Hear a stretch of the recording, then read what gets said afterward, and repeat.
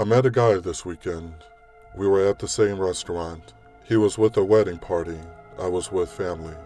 Not connected to the wedding or couple in any way. Just happened to be at the same restaurant where the wedding reception was being hosted. He was polite and respectful and offered me his number. I took it and decided to text him. We texted for a day or so and then made arrangements to get together for coffee. We got together in the middle of the day at a public place. I drove myself. I texted a friend and told her where I'd be and the guy's name. I figured I was being overly cautious. The first 3/4 of the conversation was normal enough. We talked about work, schooling, basketball, etc. It turned out he was a lot younger than I thought he was. He's 22, I'm 35. He went from being kind of shy and very respectful to telling me a story about how the night after the wedding he came home and people were being crazy. I asked what he meant, and he then elaborated to tell me. And then he elaborated to tell me he had walked into his bedroom, and lesbian girls I know were having sex on my bed. But he was a gentleman and didn't stick around to watch, and then locked eyes and asked, "Have you ever been in that situation before?" I said, "Well, I've lived in apartments, so I've heard people sometimes."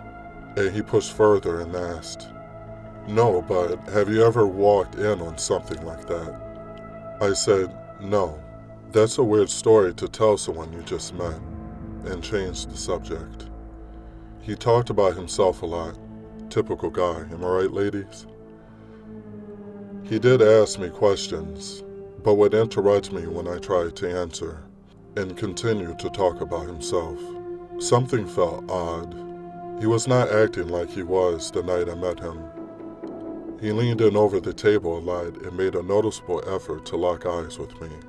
I like eye contact, but it felt more like a stare down after a while. I could feel myself moving away the further he leaned in.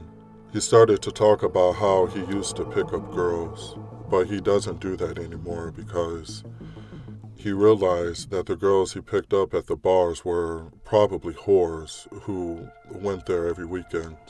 Then he wanted to know if I drank, did drugs, did I ever party, where did I party, where did I like to go out to, do I see other men, etc., etc. Also, no pauses, one question after the other. We talked for a few minutes more, and he looked at his phone and said, "The game I wanted to watch is going to start soon. Do you want to get out of here?" Turns out there was a basketball game on, and he wanted me to come back to his place to watch it. I said no thanks. We just met, so I'm not comfortable with that. But maybe we can talk again soon. His face sort of changed, and he said, "I'm sorry, but I really thought you were going to come back with me." I told him I wasn't sure how he got that impression. I had not at any point said I would do that. He kept asking me to come back to his place, and I kept saying no. He kept asking me why not. I kept saying, "I just met you. I'm not comfortable going back to your house." He said, "Fine, let's go to the park then." Red flags and alarms were going off, so I said, "No thanks, I'm not interested." He basically begged and said he'd even skip the game if I wanted him to. I said, "No, just go home. We just met for coffee. It's not a big deal if we can't take it further today." He then asked me to take a walk in the field behind the coffee shop, looked at the ground and literally said, "I'll do anything you want, just don't leave." I said again, I wasn't going to go anywhere else with him that day. Please just respect that, and we'll talk later. I got into my car, and as he was pulling away, he yelled out his window at me, "I'm going to do everything I can to change your mind. Come over." I sat and watched him leave because things just felt weird. I drove home, and my phone was blowing up the whole time. He was texting and calling, saying he was home and I should come over. Then he sent me a video of himself watching the basketball. He started sending me messages saying he could see a future with me, that I was the most beautiful woman he's ever met, that it was horrible for such a beautiful woman to be single and that he liked our chances together. The entire coffee date was 40 minutes, max. He continues to ask me to come over. I said I was happy to meet him for coffee. She should be blocking his ass. Stop being nice, ladies. Straight up tell these creeps to right off. Anything less than that would be perceived as encouragement. Yeah, it's stupid, but sadly it's true. If you're not the type of person to tell a guy to f off, then now is the time to learn. Because you may end up dealing with this exact bullshit this lady is going through in this story. Anyway, let's continue. I said I was happy to meet him for coffee, but I had told him I wasn't going to come before I left, and was not going to go back on what I said. Then the calls really started.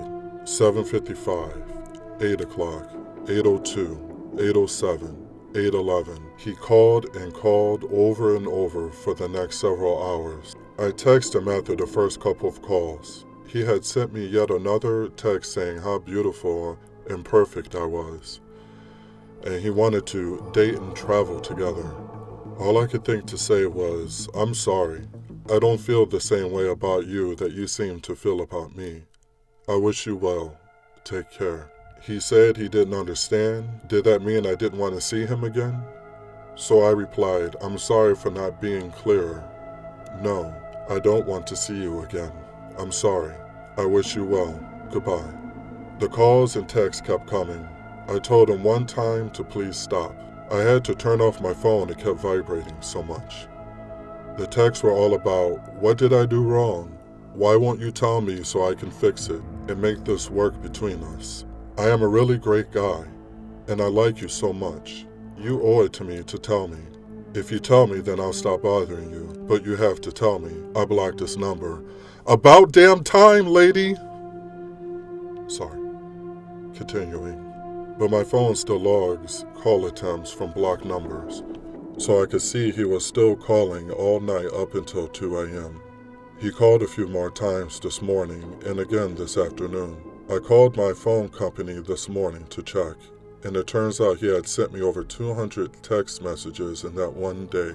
That was the tipping point, and I decided to go to the police station and at least talk to them and possibly report it as suspicious behavior or harassment. All I had was his first name, which I'm pretty sure was a nickname, and a phone number. The cops were really nice and took down all the info. He had never threatened me, but I had told him to stop and he wouldn't. They say that was enough to be concerned.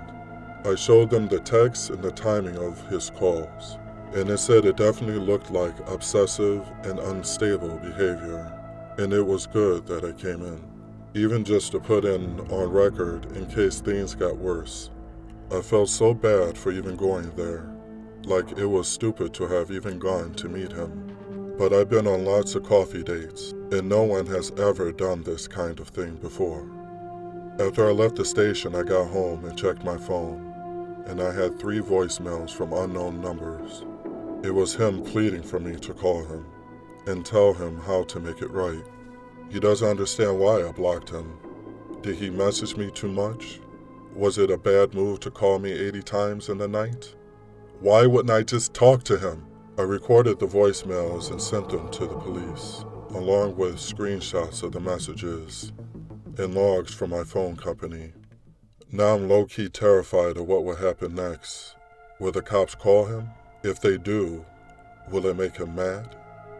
I'm pretty sure I didn't tell him anything about what area of the city I lived in or where I work, and all he had was my phone number. No Facebook or WhatsApp or other socials.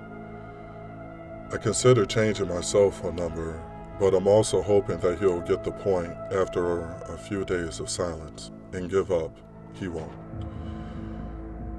I'm so shocked, I don't even know what to do next. Ladies, specifically those I don't want to be mean ladies, develop a sturdy off button with a hair trigger. There's nothing wrong with setting whatever boundaries you feel necessary. It is no man's place to question why. He just needs to respect that shit. He just needs to respect that shit. This actually goes for anybody, male or female. No one is immune to this. The moment you make your boundaries clear and they violate it anyway, it's okay to immediately check their ass. Immediately. From the jump, you let them know that you're not f***ing around, and if they keep it up, just block their ass. It will save you a lot of problems, trust me on this. It will save you so much headache. In the meantime, be safe out there, always. Thank you for watching my video. I hope you enjoyed it. If you'd like to see more or simply like to support my channel, please like, share, and subscribe. It really helps out. Until next time.